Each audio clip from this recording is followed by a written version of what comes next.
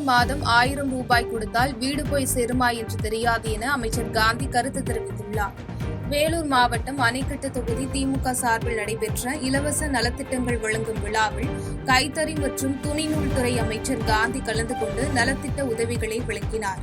தொடர்ந்து இந்நிகழ்ச்சியில் பேசிய அவர், அனைத்து சலுகைகளும் மகளிருக்கு மட்டுமே செய்தால் ஆண்களுக்கு என்ன என கேட்டால் குடும்பத்தை பார்த்துக் கொள்பவர் மகளிர் மட்டுமே என கூறிய அவர், அதனால்தான் குடும்பத் தலைவிக்கு மகளிர் உரிமைத் தொகை வழங்கப்படுவதாக தெரிவித்தார்.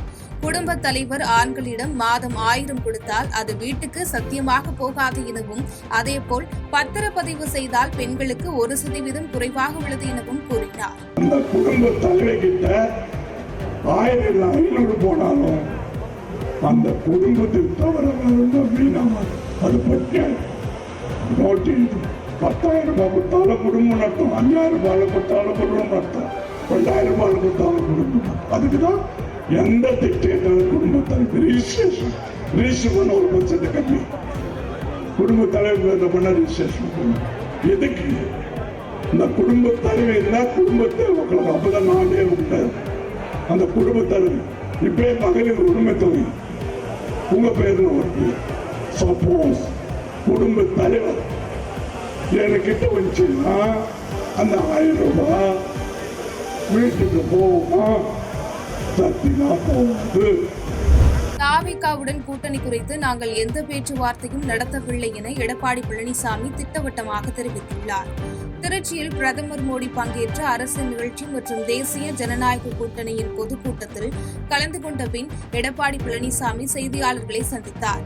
அப்போது இன்று பியூஷ் கோயலுடன் இருமுறை பேசியது தேர்தல் தொடர்பான ஆலோசனையில் தான் ஈடுபட்டோம் எனவும், தொகுதி பங்கீடு குறித்து தற்போது பேசப்படவில்லை எனவும் கூறினார். தாவேகாவுடன் கூட்டணி குறித்து பேச்சுவார்த்தை நடத்தவில்லை என திட்டவட்டமாக தெரிவித்த அவர், பாஜகவினர் தாவேகாவுடன் பேச்சுவார்த்தை நடத்துகிறார்களா என்ற கேள்விக்கு, எனக்கு தெரிந்தவரை எங்கள் கூட்டணி கட்சியினரும் பேச்சுவார்த்தை நடத்தவில்லை என பதிலளித்தார். தாவேக தலைவர் விஜயை சிபிஐ விசாரணைக்கு அழைத்திருப்பது மறைமுக அழுத்தமா என்ற கேள்விக்கு, அனைவரும் மீதும் வழக்கு இருக்கிறது என கூறினார். மேலும் சட்டமன்ற தேர்தல் தமிழ்நாட்டில் நடக்கிறது, டெல்லியில் நடக்கவில்லை என்பது முதலமைச்சர் மு.க.ஸ்டாலினுக்கு தெரியவில்லை எனவும் சாட்டினார். சார், இதெல்லாம் இது அவுட் ஆஃப் இது அங்கே பிரச்சனை நடக்குது, அது மூலியமாக போகிறாங்க. எல்லாத்து மேலேயும் தான் கேஸ் இருக்குது, எங்கள் மேலே கூட தான் கேஸ், நாங்கள் கோர்ட்டுக்கு போகிறோம். இதை போய் நீங்கள் தனிப்பட்ட பொருள் கேட்டால் என்ன வராது? இது அவையில தான் நீ கேட்கணும். இதெல்லாம் தேவையில்லாத கேள்விங்க. மறைமுகம் வந்தாங்க, நேரடியாக வந்தாங்க. எப்படியும் மறைமுகம் நேரடியாக பண்ண முடியாது. அதெல்லாம் கேஸுனா அது கேஸு தான்.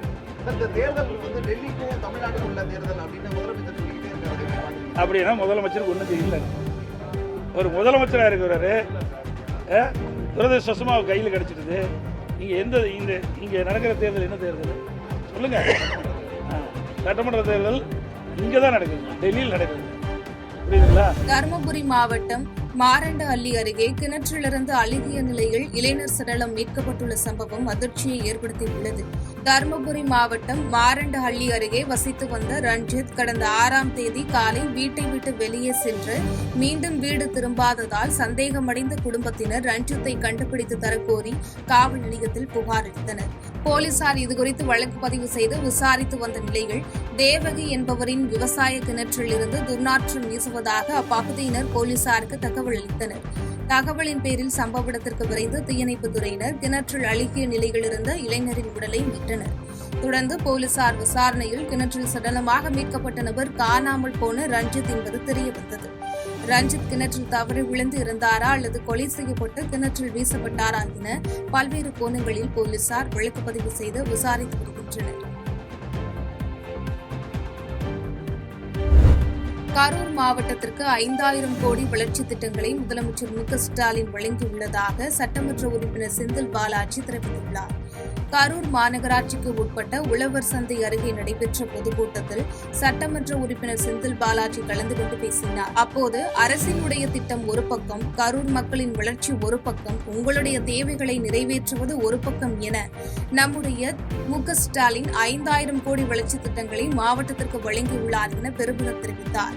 குறிப்பாக மாவட்டத்தில் தீவு போல் இருந்த ஊராட்சிகளை வளர்ச்சி பாதைக்கு கொண்டு செல்ல வேண்டும் என நெரூர் உன்னியூர் பாலம் 101 கோடி மதிப்பீட்டில் உயர்மட்ட பாலம் கட்டி முடிக்கப்பட்டு பொதுமக்களின் பயன்பாட்டிற்கு முதல்வர் திறந்து வைக்கிறார் என பேசினார்.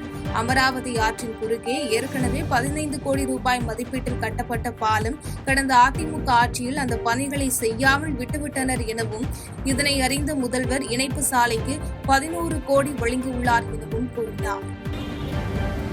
அரசினுடைய திட்டங்கள் ஒரு பக்கம், நம்முடைய கரூர் மக்களுடைய வளர்ச்சிகள் ஒரு பக்கம், நம்முடைய தேவைகளை நிறைவேற்றக்கூடிய கடமை ஒரு பக்கம் என்ற வகையில் இந்த 5 ஆண்டுகளில் குறிப்பாக நம்முடைய முதலமைச்சர் மாண்புமிகு தளபதி அவர்கள் 5000 கோடி அளவிற்கான வளர்ச்சி திட்டங்களை நம்முடைய கரூர் மாவட்டத்திற்கு மாண்பு முதலமைச்சர் அவர்கள் வழங்கியிருக்கின்றார்கள்.